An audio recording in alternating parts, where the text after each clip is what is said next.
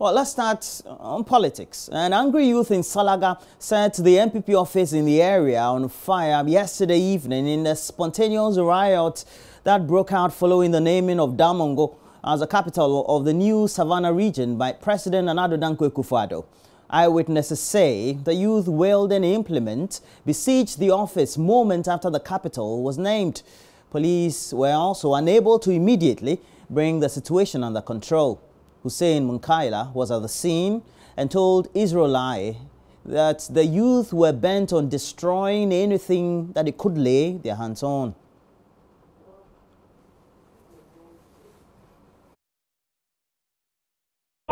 Just throwing stones and all manner of things just to make sure that they see the place burn down.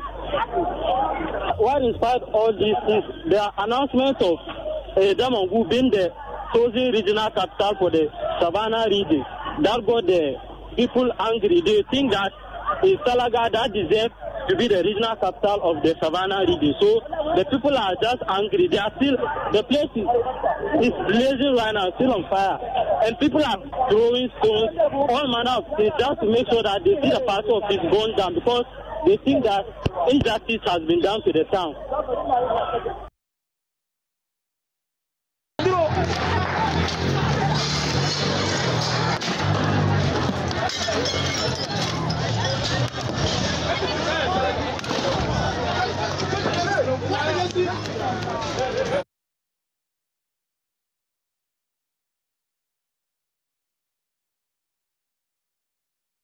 And already, the Member of Parliament for Salaga South, Brahima Salifu Adams, says they're considering deploying the military to deal with the current violence. Today should have been a very, very happy day for every Gonjalander and people of Savannah. We should have been talking to you about the developmental issues that are going to, infrastructure developments that are going to come with the creation of the region. Unfortunately, we are talking about distraction, violence, setting a party ablaze. We are it's so distressing and unfortunate. But I can tell you for now, things are calmed down. We just want to plead with the people of Salaga and every Gunjalander. They should put this disappointment behind, then we see the way forward. All right, do we know if the police have indeed taken positions and are in control of the situation there? Yes, please. We've just, the MCE is here with me. We've talked to the police commander. We wanted to even find out why they couldn't even arrest the situation and it got out of hand. And what for now, they've deployed to ensure, to assure the people that everything is under control now. You said you were asking them why they were not able to bring the situation under control. What did they tell you?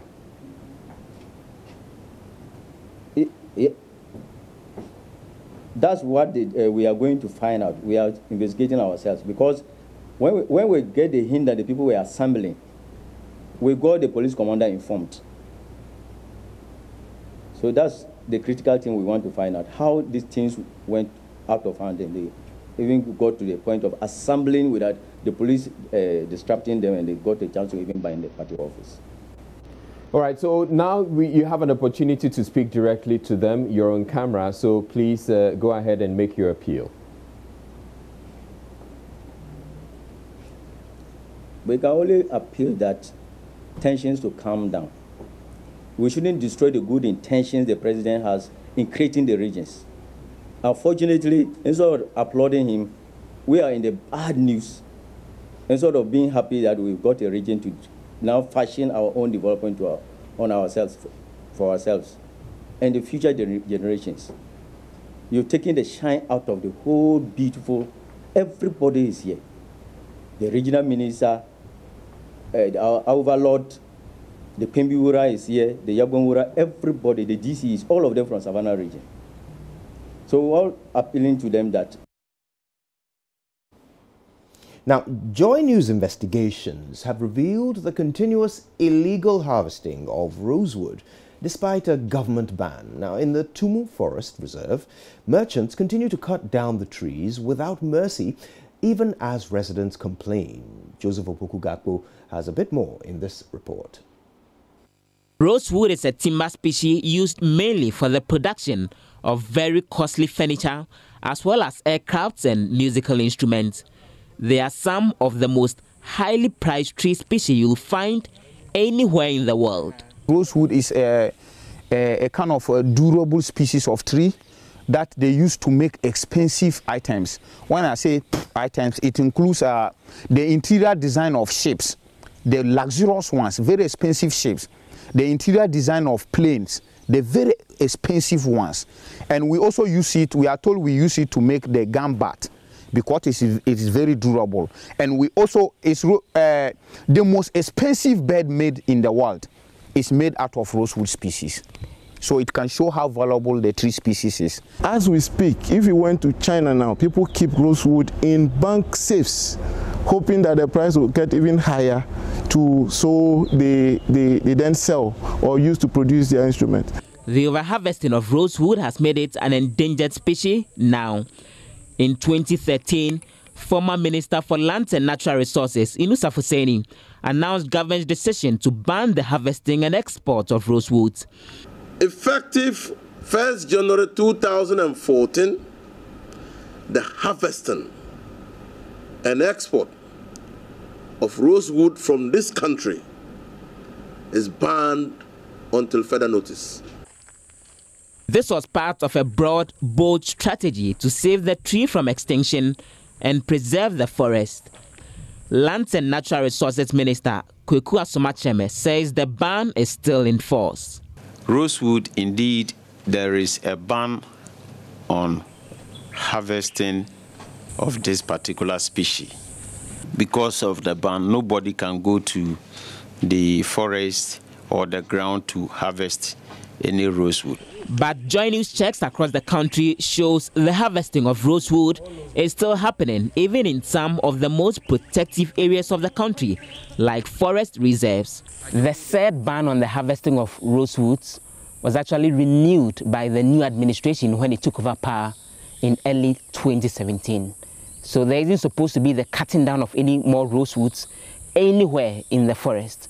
But I've come to the Tumu forest in the Sisala East district of the Upper West region, and guess what I found? This is a freshly cut rosewood, and you can see with the liquid sitting around it, as this one looks, just as this one looks, and how fresh it's all looking. The indication is that this cutting was done less than a week ago, and the indication again is that heavy machinery was brought in to do the cutting. So you can see the ties of the heavy vehicles, they've drawn all over the ground, an indication that, again, this is something that happened recently. But more important evidence, this is a portion of the rosewood that was cut down, sitting right here, and you can see this. The indication is those who cut it down may come back sometime in the night, in the coming days, to collect this one. But more importantly, you can see the leaves of this harvested rosewood. They are green, the indication that it's not something that was cut down a long time ago, at least not as early as before the renewed ban came into force in the year 2017. This is something that's been down just a number of days, when the indication is that it's just been about a week. But this is the troubling part. This is actually a forest reserve where not even farmers are allowed to come and undertake the activities. So the question remains, why are the rosewood harvesters being allowed to have their way? There are hundreds of such cut down trees right here in what is supposed to be a forest reserve. The residents are worried. These trees have been cut down by these illegal loggers. It has been cut down. As you could see, the first ones we saw, they were fresh, less than a week. And I can tell you, this thing is not even up to 3 weeks. This particular thing lying down there is not up to 3 weeks. Now let's take you to the Ashanti region, and the Minister of Roads and Highways, Kwesi Amwakwata, has warned contractors of government projects to desist from shoddy work. He says those who breach terms of their work will ultimately have their contracts terminated. The minister sounded the warning during a working visit to inspect ongoing road projects in the Ashanti regional capital of Kumasi. Nana Sensu Mensa. The road minister's tour to project site in Kumasi took him to Tede Junction, as well as a Josu Kumasi corridor stretch of the main Kumasi-Accra road. Construction of the Trede Junction Ahonjo Roundabout Road is expected to ease congestion on the main Bekwai-Santasi stretch. Regional Feeder Roads Manager Edmond Kwekudiodu explains progress of work so far. The road is to the junction to Ahonjo, and the total length of the road is 13 kilometers. The contractor has for now sealed up to 7 kilometers. It will take a lot of traffic from Kumasi or Boise Road, and it will take traffic to the CBD. For those people who are also going to Accra, it will relieve them of so much congestion on that road, Boise Kumasi road. So it's very, very, very important road that we have just constructed. It's a connection between the Trede to Ahonjo roundabout. Executing contractor Kofi Job Construction is optimistic of meeting deadlines for completion of work. Obviously, this part of some of the challenges we face whilst we are constructing on roads. But I think even the rains that happened last 2 weeks, with God on our side, I think we still make it within the time that they're giving to us. How important is this project to you? Wow, you could see that this a project. Majority of Kumasi people, they use this road. As we can see, a lot of the rich people in Kumasi are living in this area, and a whole lot of factories and industries also here. And this is the route they use. So if you're able to finish this route, it means going to boost it's even going to boost the economy, because goods are going to travel in, and then people are going to get their income. Mr. Kwesi Amoakwata re-emphasized good quality work to ensure the country's roads stand the test of time. We will not be tolerated in our country, because we will not use 1 peso of national resources, the money belonging to the people of this country, to pay any contractor who does shoddy work. People of this country must have value for money. And I want to recommend a project like this. I don't see why you cannot work day and night. And you are an international man. You have traveled around the globe, around the world. So finish with you, you need to work during the days. You can still make the match target. Yeah, but if you add the night element to it, you'll be able to finish earlier. We are holding the machine in the night. You are. We are holding the basement. Nana Asensumensa reporting. Let's stay in the Ashanti region, where environmental and water sanitation in Kumasi is receiving attention with the construction of a wastewater treatment. The 1,000-meter Ghana-Hungary collaborative project, expected to be completed in 6 months, will cost about 13 million euros. Now, it's going to treat all liquid waste generated by the about 3 million residents of the Ashanti region. Love FM's Kwesi Deborah has this report. The pungent smell from the liquid waste can be traced through these open drains into trenches within these settlements and farmlands. It joins the Oda stream at this point, mixing with the natural resources, which serves as a source of water for communities like the Densua and Adakojachi, among others. Okay, I live at Adeja, and I've been in the river for almost 2 months, and what I've seen is not, I don't believe in human being do that, because even where we are standing, the trench is choked by the sludges. It's only that the river is flooded, that's why it is able to flow. If not, the river will not be able to flow. And if you go to a certain area around the town, to another trench you have lost. So we thank God that we got this rain. If not, the whole river could even be dead out, because it could not be flow due to the sludge. And one unfortunate situation is that sometimes you come here and see the dead fishes floating at the surface of the river. My main concern is that, you know, this environment, we are all at risk.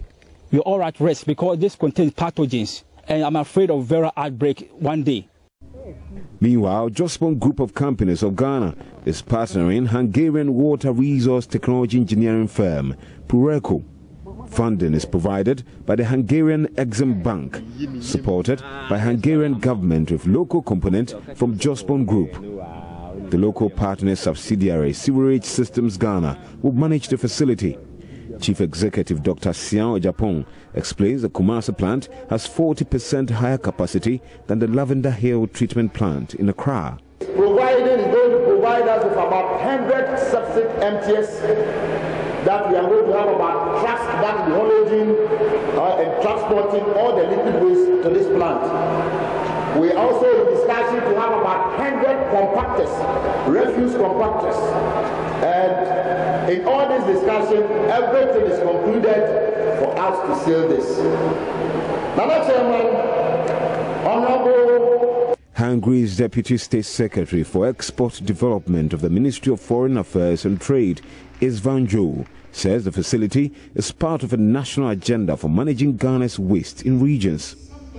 He says upon completion of the Kumasi plant, processes will commence for the Tamale and Takoradi to have their turn. Water management project in the sub-Saharan region financed by Hungary.